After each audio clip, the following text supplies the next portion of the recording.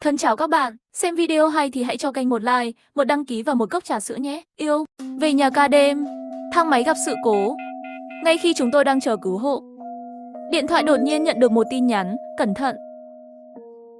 Trong thang máy có bọn buôn người. Ban đầu tôi nghĩ đó là trò đùa. Nhưng điều xảy ra sau đó khiến tôi nhận ra những người trong thang máy đều không mấy tự tin.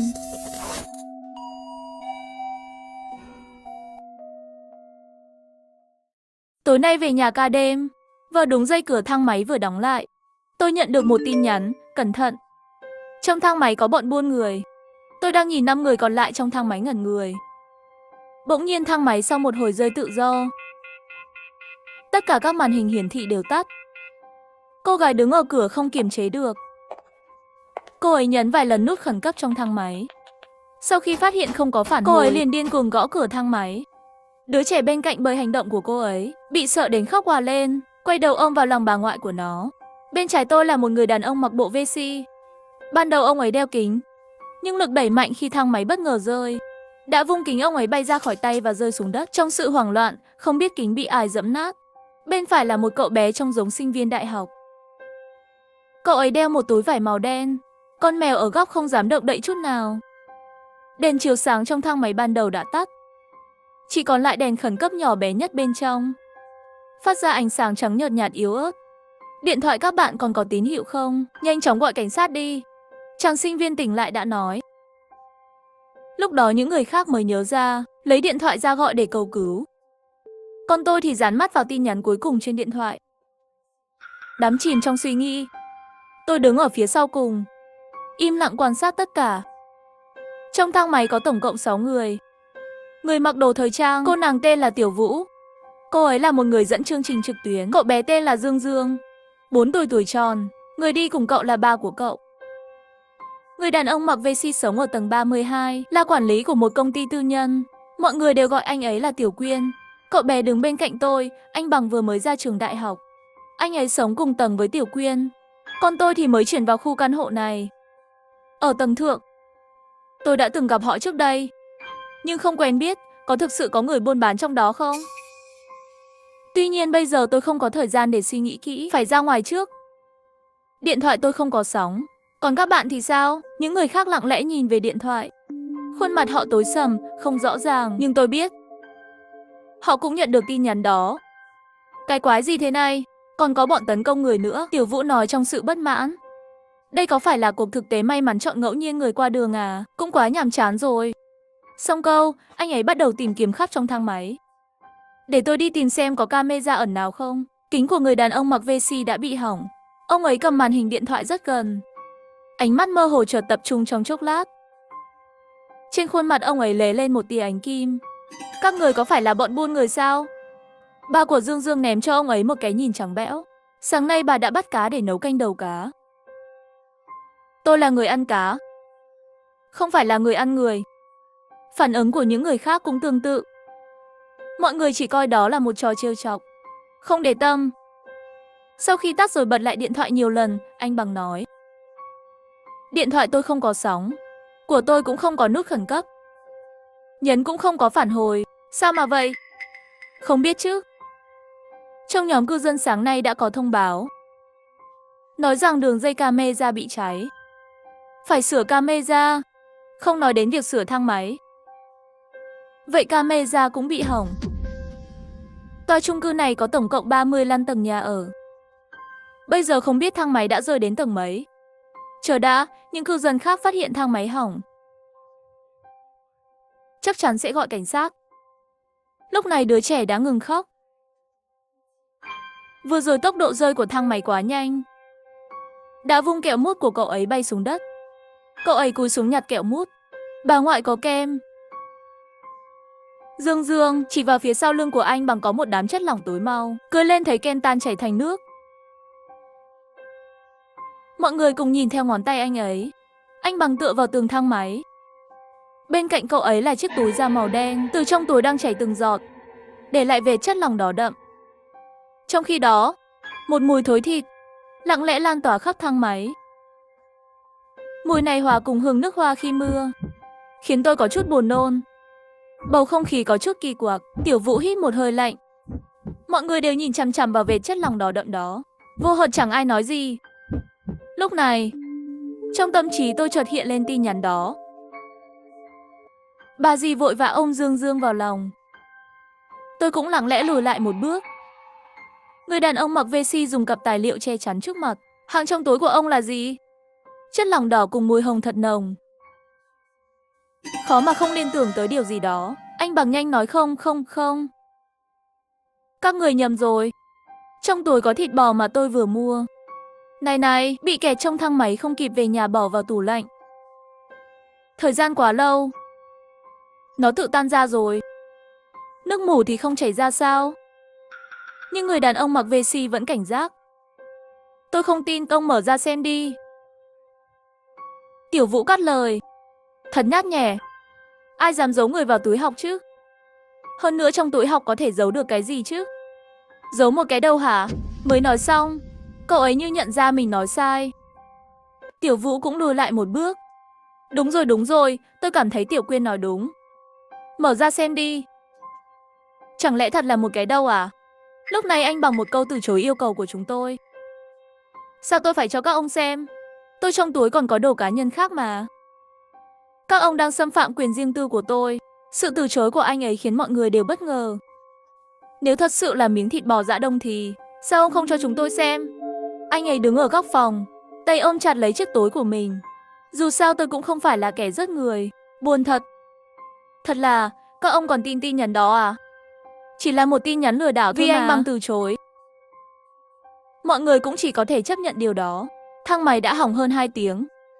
Bên ngoài chẳng có dấu hiệu chuyển động nào, dường như chẳng ai để ý đến. Chúng ta bị mắc kẹt trong đó. Mặc dù anh Bằng đã giải thích một cách thẳng thắn, nhưng mọi người vẫn còn cảnh giác với anh ta. Ba của Dương Dương ôm chặt cậu bé và đẩy về phía người đàn ông mặc vest. Người đàn ông mạnh mẽ mặc vest trông có vẻ đáng tin cậy hơn. Lúc này, đèn khẩn cấp của thang máy nhấp nháy 2 lần. Sau lần nháy thứ 3, Quỳnh, một tiếng, đèn tắt hẳn. Thang máy chìm vào bóng tối mịt mù. Trong bóng tối, nỗi sợ hãi của con người sẽ tăng gấp đôi. Tôi không khỏi cảm thấy tim mình đập nhanh. Tin nhắn đó cùng vệt máu khiến cảm xúc của mọi người lên đến đỉnh điểm. Theo bản năng, chúng tôi xung quanh Tiểu Quyên. Không biết đã bao lâu rồi, cuối cùng, ai đó nhớ ra điện thoại còn có chức năng đèn pin. Một tia sáng chói lòa lóe lên. Tiểu Vũ bật điện thoại lên. Chết tiệt, đồ quản lý tòa nhà. Họ thu tiền mỗi năm nhiều thế. Thang máy đã hỏng hơn 2 tiếng rồi mà. Sao mà đến giờ vẫn chưa có ai sửa? Cô ấy ngẩng cao gót và vài lần bấm vào đèn khẩn cấp. Không biết bấm bao lâu rồi. Cuối cùng đèn sáng lên. Đèn này chắc không sáng lâu nữa. Chúng ta phải nhanh chóng ra ngoài. Sau khi thích nghi lại với ánh sáng, tôi nháy mắt. Lúc này, tôi cảm thấy bên cạnh có ai đó đang đè lên mình. Tôi quay đầu nhìn. Bên cạnh tôi là bà của Dương Dương. Bà ấy dựa vào chân tôi, ngồi trên sàn không cử động. Dương Dương ngồi trong vòng tay bà, đang ngậm kẹo mút. Tôi di chuyển chân sang chỗ khác một chút, không ngờ bà ấy đột nhiên ngã xuống đất. Nhìn kỹ hơn, phía sau bà ấy là một vũng máu lớn. Bà của Dương Dương bị tấn công. Chính trong thang máy, cổ động mạch của bà ấy bị cắt đứt liên tục và bị mắc kẹt bên cạnh tôi, không hề phát ra âm thanh nào. Nhưng hắn rõ ràng luôn ở cạnh tôi. Sao hắn không hề chống cự chút nào? Tôi hoảng hốt đến mức choáng váng, tâm trí tôi trở nên trắng như giấy. Rõ ràng Dương Dương bên cạnh vẫn chưa biết chuyện gì đang xảy ra. Sau khi tôi nhận ra, lập tức kéo hắn lại gần. Tiểu Vũ đã sợ đến mức ngã quỵ xuống đất. Tiểu Quyên, sau khi bình tĩnh lại, dùng một chiếc khăn giấy che khuôn mặt của bà Dương Dương. Anh Bằng run rẩy toàn thân đứng yên tại chỗ. Khi ánh sáng tắt đi, tôi và hắn là hai người gần bà Dương Dương nhất. Hắn run rẩy khắp người, những giọt mồ hôi to như của trứng lăn xuống trán hắn. Không phải là tôi. Chính hắn đã sơ suất. Hắn định cướp túi của tôi. Không phải tôi không cố ý đâu. Tôi chỉ đẩy hắn một chút thôi mà. Không phải tôi. Hắn hoảng loạn đến nhợt mặt. Hắn cực lực phủ nhận. Chính ngươi có ý định đó. Chính ngươi là kẻ giết người, ngươi gần hắn nhất. Tiểu Quyên với giọng gần như gầm rú, mắt đỏ như một con thú điên cuồng. Tôi đã nói không phải tôi mà. Đừng nói lung tung nữa. Tiểu Quyên trong cảm xúc phấn khích nói rằng ngươi thật tàn nhẫn và điên cuồng. Sáng nay tôi vừa thấy các người cãi nhau ở khu vườn dưới nhà. Không ngờ bây giờ ngươi lại lợi dụng lúc hỗn loạn tấn công hắn. Lấy túi của hắn mau. Trong túi hắn chắc chắn có vũ khí. Tiểu Vũ nhận ra và nhanh chóng hợp tác. Anh Bằng chưa kịp nhận ra, anh ta lập tức giành lấy cái túi màu đen. Anh Bằng gầy yếu không phải đối thủ của Tiểu Quyên. Tìm kiếm túi của hắn. Chắc chắn trong túi hắn có vũ khí phạm tội. Tôi đến tôi không dám mở nó. Tiểu Vũ trao túi cho tôi. Bạn đến bạn mở đi. Tôi nhìn vào cái túi đã ngầm máu. Tôi nhẫn nhịn sự kinh tởm, từ từ mở túi ra. Tôi đổ tất cả thứ bên trong ra ngoài. Nhưng sau khi đổ ra rồi, mọi người đều ngẩn người. Bên trong là một cái gì đó bóng tối, không phải là miếng thịt bò, cũng không phải con dao, mà là một con mèo đen bị mở bụng. Còn có một dây cáp dữ liệu. Đây chính là thứ anh Bằng che giấu, không để chúng ta thấy. Hóa ra hắn có thói hạ hành động vật. Hắn không muốn người khác phát hiện ra.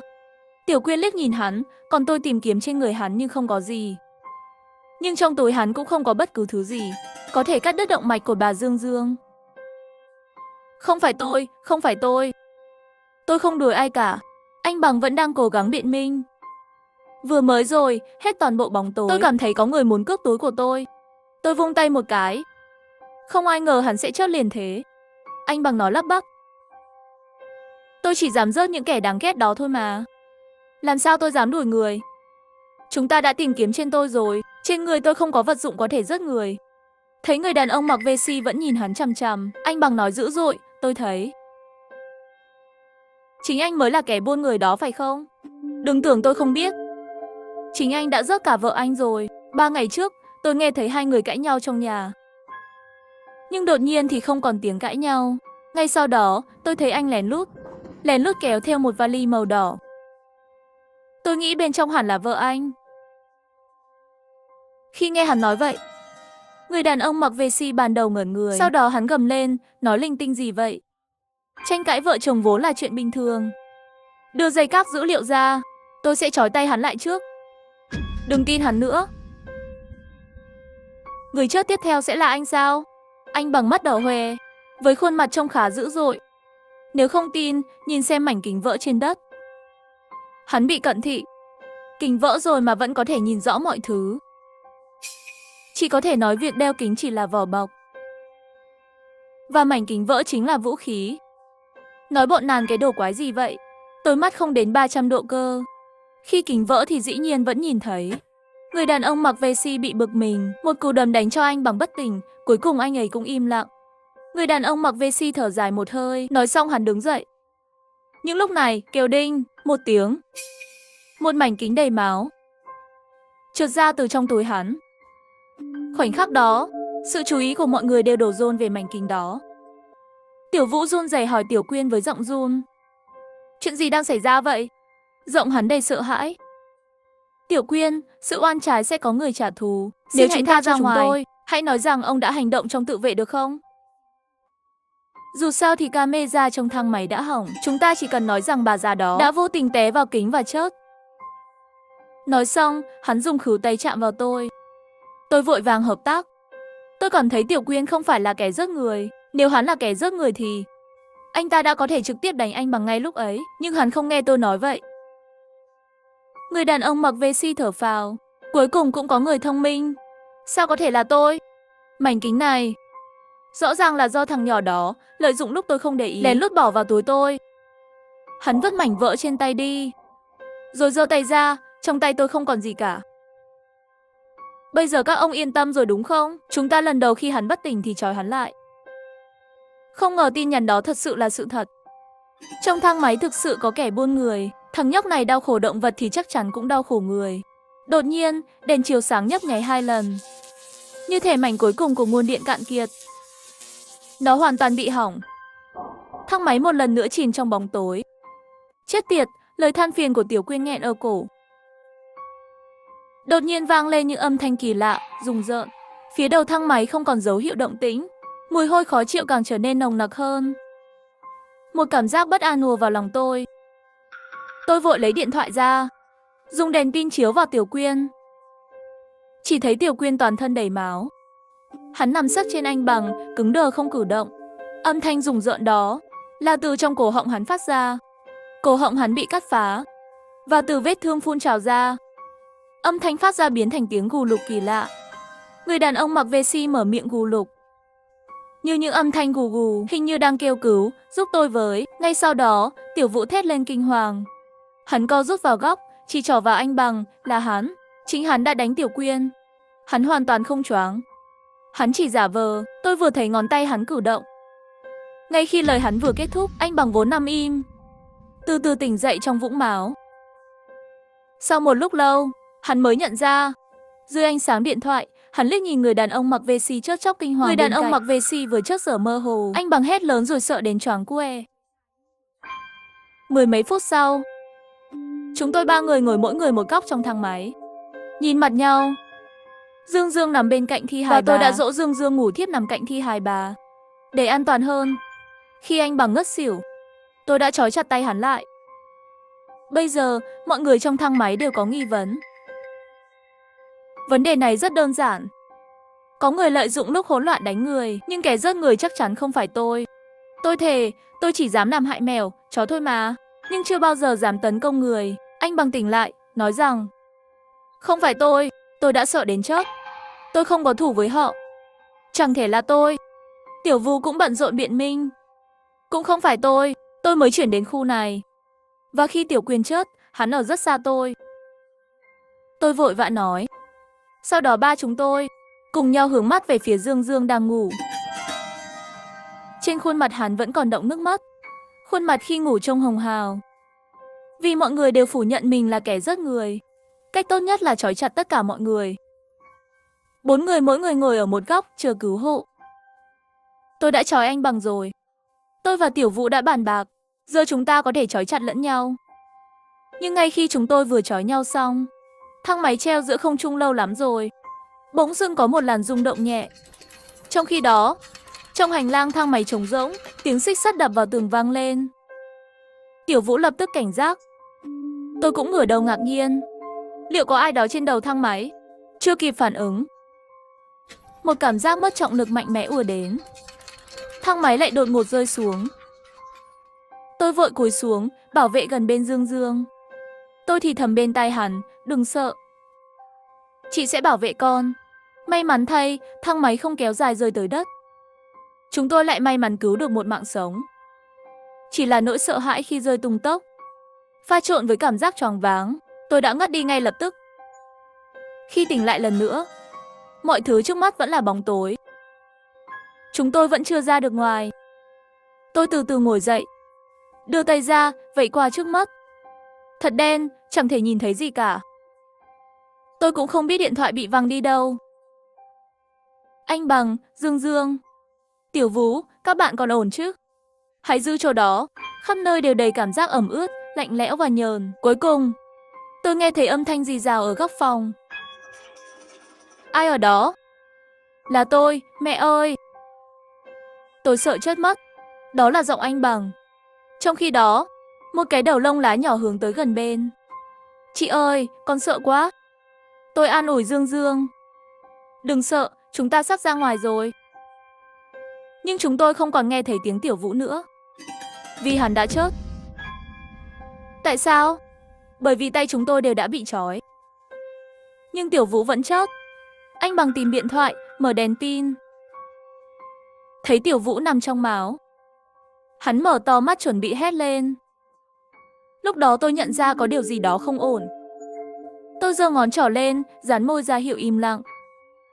Anh Bằng nhìn theo ánh mắt tôi hướng về phía trên thang máy. Tiếng động vẫn vang vọng trong hành lang thang máy. Nó càng đến gần hơn, như thể có ai đó bò ngược xuống từ trên cao. Anh Bằng đứng yên sững sờ. Ánh mắt hắn vừa hoang mang vừa giống tuyết. Có vẻ hắn đã rất sợ hãi. Hắn có lẽ đã nghe thấy câu cuối cùng tôi thì thầm. Có ai đó bên trên.